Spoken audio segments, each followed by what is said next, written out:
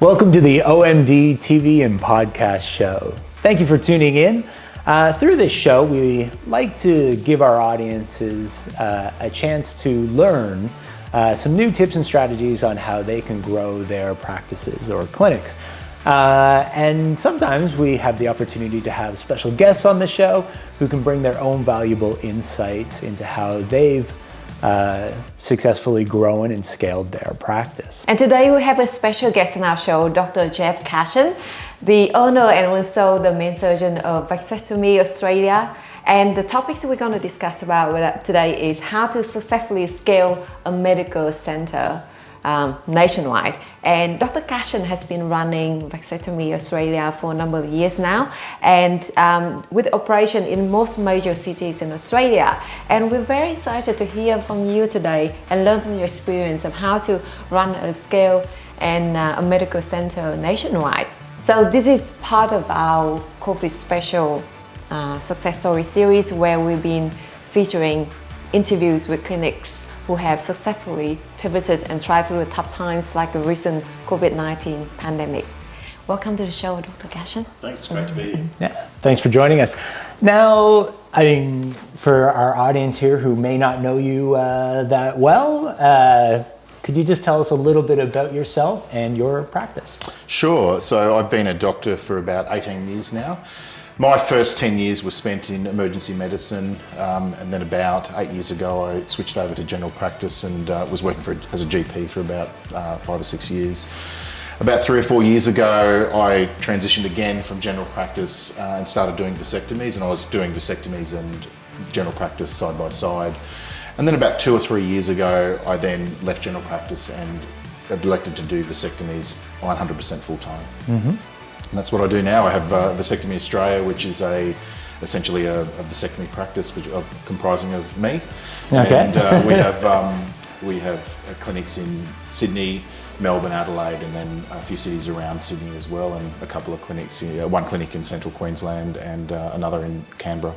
Great. And so what inspired you to specifically focus on just vasectomy? Well, I'd been a GP, as I said, and I'd actually run clinics and set up clinics. So I had 4 clinics up in central Queensland. We had 18 doctors. Obviously, that's quite a big operation to run. But I just decided that once I actually exited those businesses, I sold those to a corporate. Mm-hmm. And that gave me the opportunity just to really think about where I wanted to go. Mm-hmm. And at that time, I had just, as I said, I just started doing vasectomies around that time. I'd sort of been doing them for about a year or so. And it was something I was really enjoying. So I thought, look, now that I've got a chance to, do something different, I decided that I wanted to do vasectomies full time. And of course it took a little while for that to build up, but I was quite happy that I'd made that decision, and 3 or 4 years down the track now, I'm very happy I made that decision. Okay, great. That's good. No regrets is good. No regrets at all. Okay, great. Now, as we had mentioned in the introduction, that some of the focus of this conversation is around the coronavirus and the recent pandemic, because as you're running these clinics nationwide, especially in Australia, which had a lot of border closures, that would impact, we imagine that would impact your business quite a bit. Yeah. So can you tell us a little bit more about sort of your initial reactions to the beginnings of COVID in Australia? Yeah, look, the timing was interesting because I had just moved from central Queensland in November 2019 to Sydney, back to Sydney. We'd lived here before, and things were starting to really pick up. And the main reason was to get Vasectomy Australia, to get be closer to Adelaide, closer to Melbourne, and those clinics. So when the pandemic really hit hard around sort of February, March last year, we couldn't operate at all. So we when I say we took, as in other vasectomy doctors as well, made a decision that we would follow the sort of the pause on elective surgery at that time. So I think it was around March, April would have been last year, I think. We didn't do any vasectomies at all, so not even in your own hometown. So that was a pretty it was a pretty stressful time because I just was really the business was really starting to take off. Obviously, once those restrictions had been lifted on doing elective surgery, we could get back doing them. But unfortunately for the rest of the year and even right now, the border closures have been a huge impediment to my business as well, because I can't go to South Australia or Victoria, often because of outbreaks we've had here in Sydney, or in Victoria's case last year it was because of their outbreak. So that's been challenging. Mm-hmm. And how do you deal with that? Well, initially you look at ways. I mean, you use the downtime, I guess, to try and work on the business and look at other ways.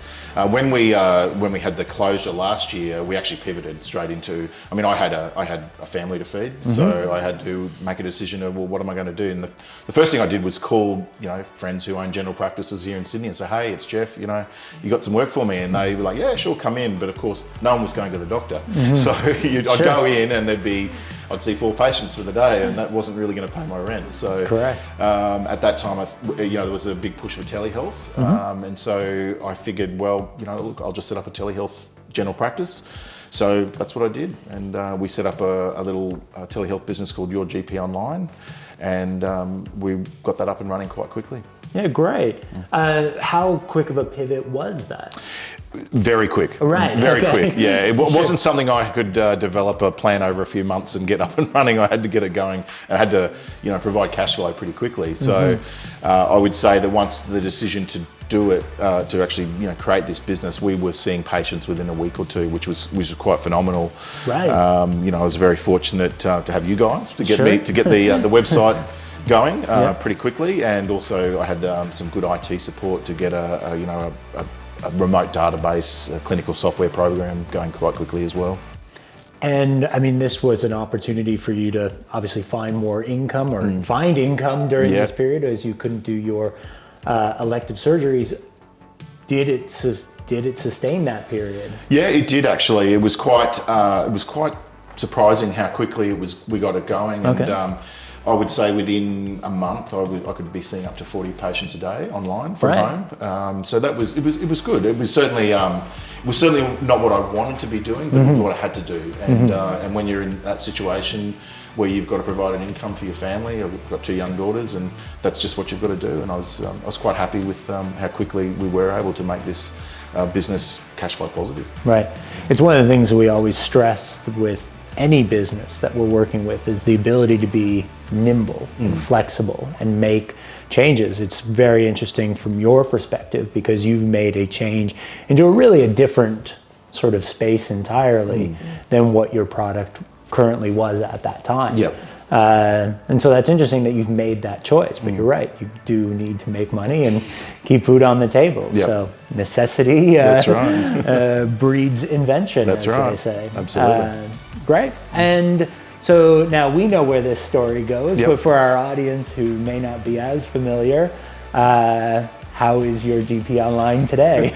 Well, it doesn't exist anymore. Sure. No, it came and went pretty quickly. I think we probably had the business open for about 3 or 4 months. Fortunately, we could get back to doing vasectomy, so that was obviously a big reason for it to settle down. But look, one of the other reasons as well was that with general practice, it was going to be very much again, and this is one of the main reasons I got out of general practice the first time. It was going to be heavily regulated, Medicare compliance, threats of audits, that sort of thing. And I just didn't want to go back there. Right. Initially, I thought, hey, this could be a good little side business to have as well as Vasectomy Australia, but a lot of competitors very quickly entered the market. It's probably a good way to generate cash flow in the short term, but in the long term, I'm not sure it's going to be a particularly, a particularly profitable business. Let's put it that way. Sure. But thankfully, you were able to come back to vasectomy Australia. That's right, exactly. Start that practice running again. And one thing I like to, probably what people don't forget is, in March last year, people were saying that this could be going on for months. This could be, and of course it has gone on for months, but we thought maybe we can't operate for a year. Maybe we're not going to be able to do vasectomies for 12 months, 24 months, who knows? So it was very, and that was part of the reason I thought I've got to get something going quickly, is because there was so much uncertainty around the whole thing. So, but it all worked out. Obviously common sense prevailed, and we could get back operating, and that was good. So now we know that you have a GP background. You used to run a medical center.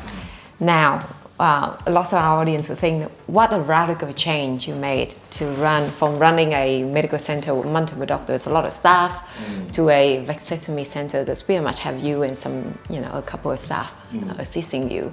So what drove you to that decision?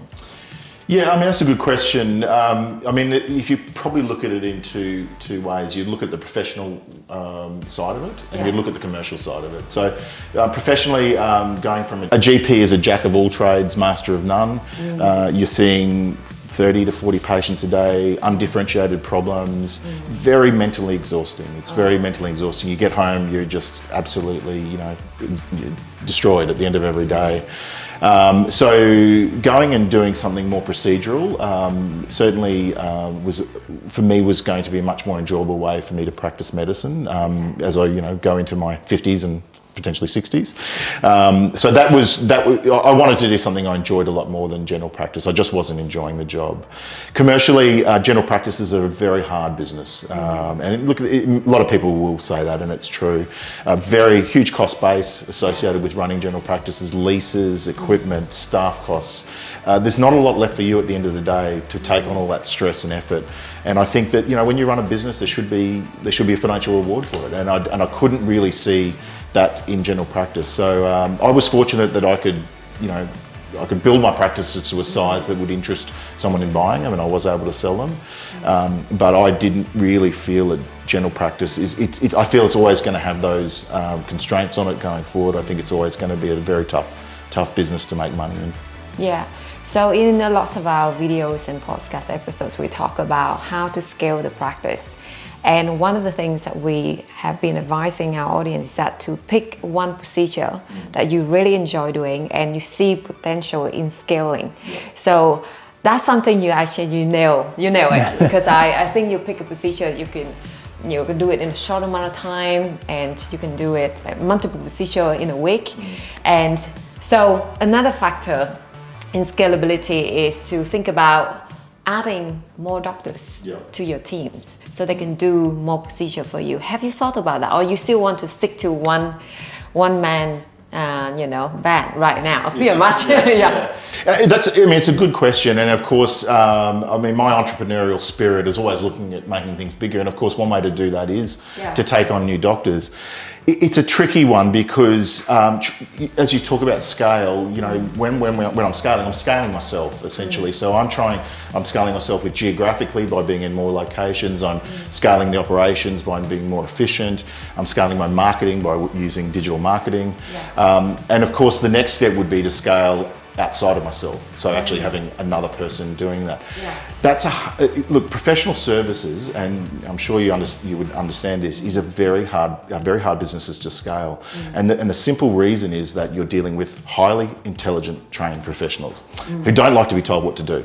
And that's not being critical, it's because I'm probably exactly the same. So trying to scale, trying to build a process, build a system, and then ask a very successful, intelligent person to come into that system is quite difficult. They will want to do things their own way, and that's one of the real deterrents to scaling and bringing on other doctors. I use the analogy of looking at McDonald's. I said trying to bring doctors, lawyers, accountants, SEO specialists into a business and saying, here's a process, run it, is like it's like having McDonald's and putting a Michelin star chef in there. They're not going to want to make the same burger every day. So that's, look, and I'm not ruling it out. It's not something that I'm going to never do. But I guess at the moment I'm quite happy with the way I've done it, and I still feel there's a lot of growth.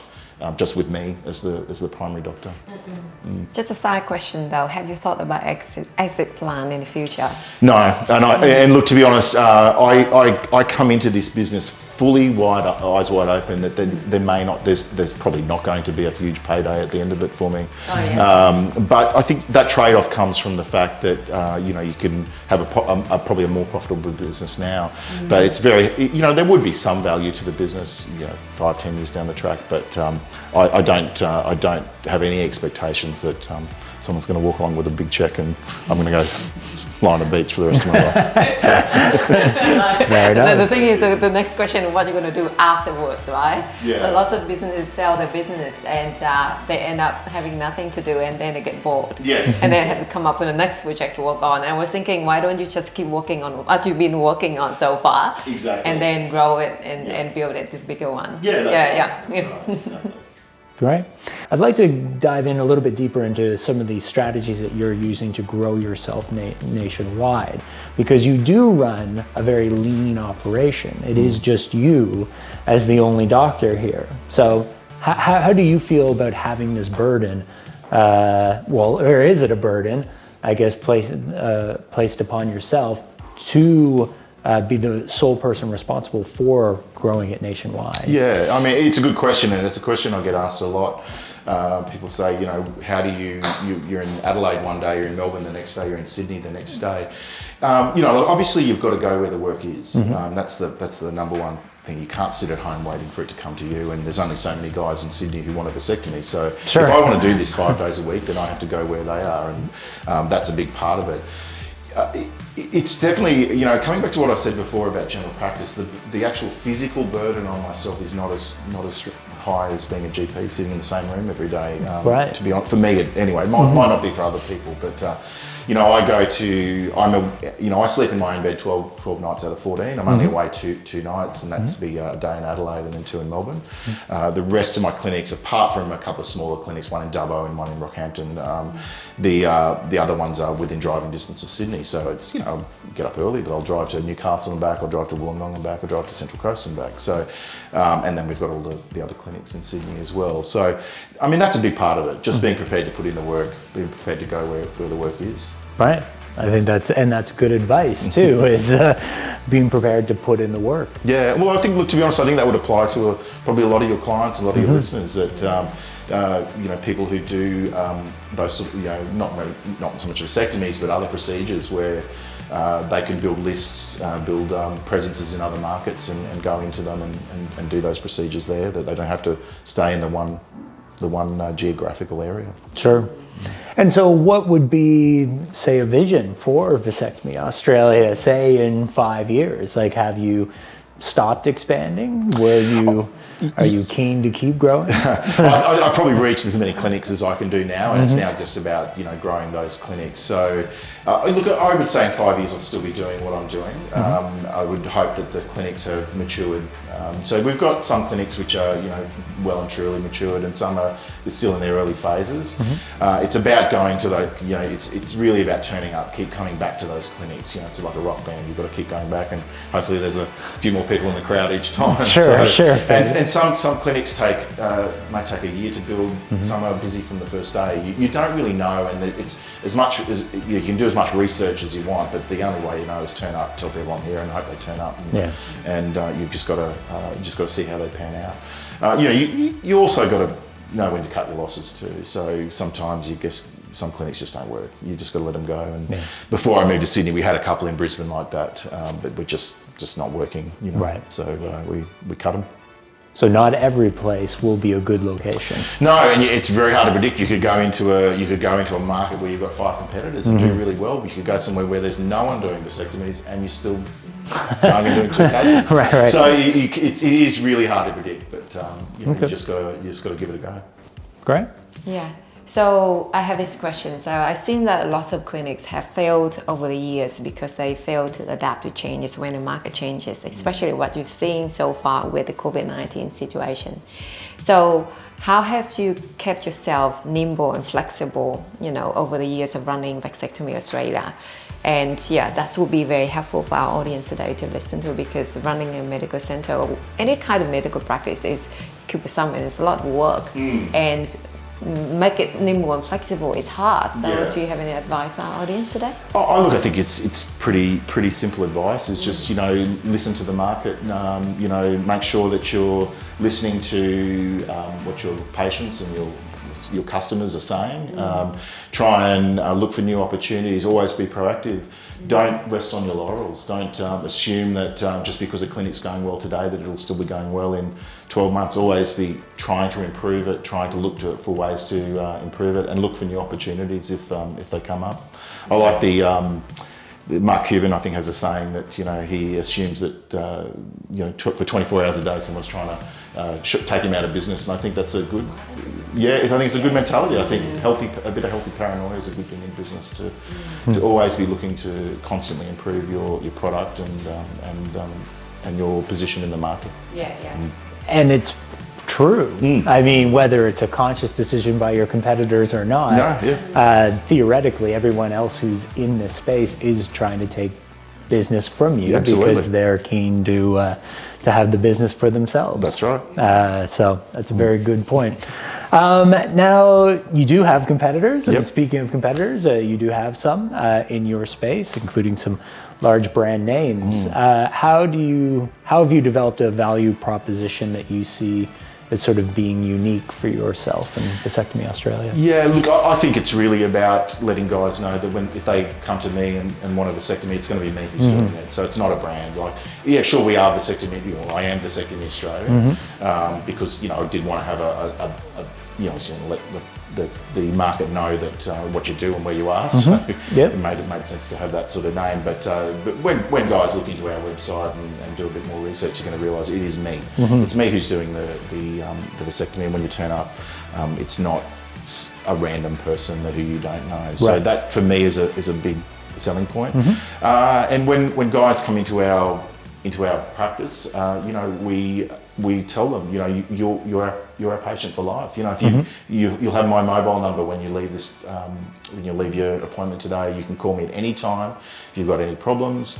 And having that one-on-one personal touch, I think, is a really, really good thing. Agreed. Okay, so, you know, in order to grow to Vasectomy Australia to the level you're having right now, you must have done a very good job with your marketing work. So our audience would love to hear from you. What have you done in order to generate like patients nationwide for your practice? Yeah. I mean, obviously, there are. Of course, there's digital marketing. What a leading question this is here. Where this is going. I know, exactly. No, but you know, it's a good question because, you know, when you look at how you build a brand and how you market yourself, you've got your scalable things you can do and you've got your non-scalable things you can do. And I think obviously the scalable things are your digital marketing. So things that, you know, when you can market when you're asleep. So a great website, as Steve will and you both will know, you were dealing with a pretty ordinary website when I joined you. Because I had that, you know, like most business owners and doctors, you couldn't let go. I had to be doing the website. So I did the Wix website, which, you know, couldn't rank on SEO, had no content, but I thought it was great. It was a great website. So, you know, I mean, I think, you know, that was a big start. So getting a really professional website, getting a really professional web presence and being able to rank. And we've ranked so quickly in most of our keywords. And then the PPC is obviously just as important, you know, I don't know if it's even more important perhaps, but having you know, really great PPC campaigns that, you know, really dig into those keywords and make sure you're generating. So that's certainly, I'd probably say it's probably more than 50% of the success. But then you've also got to look at the non-scalable things like, you know, trying to get those GP referrals. So that's just hard work. You know, you just got to put in that hard work. You've got to, you know, when I first got to Sydney, I was out in the car with, you know, business cards and brochures and knocking on doors and letting people know who I was. And then, of course, you've got once you do develop, once you're seeing patients, you've got to get that word of mouth. So it's all very good to have a great marketing campaign, but if you can't do a vasectomy and having lots of complications and the procedure isn't working, well, no one's going to be coming back. No one will come back to that. So you've got to always be working on providing a great. Right. You know, you've got to be great at what you do. You've got to be really good at what you do, and you want that guy to walk out and tell his brother-in-law and tell his mate that, hey, this is the guy. If you want a vasectomy, you've got to go see this guy. Sure. So that's a good thing about the fact that you are specialized in one procedure, because you have all this like time and knowledge to build up your skill and to be really good at one thing. And that's what we've been talking a lot in our previous podcasts and video episodes. We talk about what's your one thing, right? Because when we talk a lot with other doctors and surgeons, and they tend to offer a number of different services. And when patients come to them, they just look at themselves pretty much like any other clinics because they offer the same type of services, and it's really hard to differentiate themselves unless they have like 30 or 40 years of experience, a lot of media, mentioned and stuff like that. So I think specialize in one thing and make it scalable is a great way to make a profitable and scalable business. Yeah, absolutely. And I think you and we've talked about one of my favorite, personal development authors is Grant Cardone, who talks about, if you're not first, you're last. And what he's saying there is really, you've got to be first in the mind of the person wanting that service. So, if someone thinks of brain surgery, we just think Charlie Teo. If you're thinking of a knee surgeon, you've got to go, I want to be that knee surgeon that people think of straight away. And I think that's really important. I think exactly what you say, you need to have one thing that you are the person that people want to go to for. And also like the fact that you picked the name Vasectomy Australia, because you have a vision for that when you chose that domain name, right? Because you think about your future of scaling this business to nationwide, and I love that fact so much. Can't think small. How you've dealt with coronavirus and have successfully scaled and grown your practice to what it is today. I'm sure our audience will appreciate it. Do you have any sort of final advice that you'd love to instill in our audience listening in today? Just work hard. Work hard? No, I think it's... I think life is sometimes about a bit of imbalance so that you can have a bit more balance later on. But, don't be afraid to put in the hours. No, and I think that's great advice. A great lesson for people who want things immediately. That's right. And find it difficult to get it immediately. It requires work and effort and time. Yeah. Great. Well, thank you very much for the chat today, Geoff. Now, if you want to learn more tips and strategies for helping to generate more patients to your clinic or practice through your sales funnels, then I recommend that you join us in our webinar, The 3 Must-Use Strategies to Increasing Your Patients and Referrals on Autopilot. Spending 1 hour with us in that webinar will help you to master the fine art of generating more patients for your clinic and in practice. I'll leave the link for that webinar in our show notes below. Geoff, thank you very much for joining us today on our OMD TV and podcast show. Thanks, it's been great. And making all the way from Sydney CBD to our studio. Yeah. Long drive of about 15 minutes. That's right, 15 minutes. Thank you very much. Thank you very much, Geoff. Thank you. And if you have any comments on today's show, we'd love for you to leave a message for us in the comments section below. Thank you very much for joining us, and we look forward to seeing you at the next show.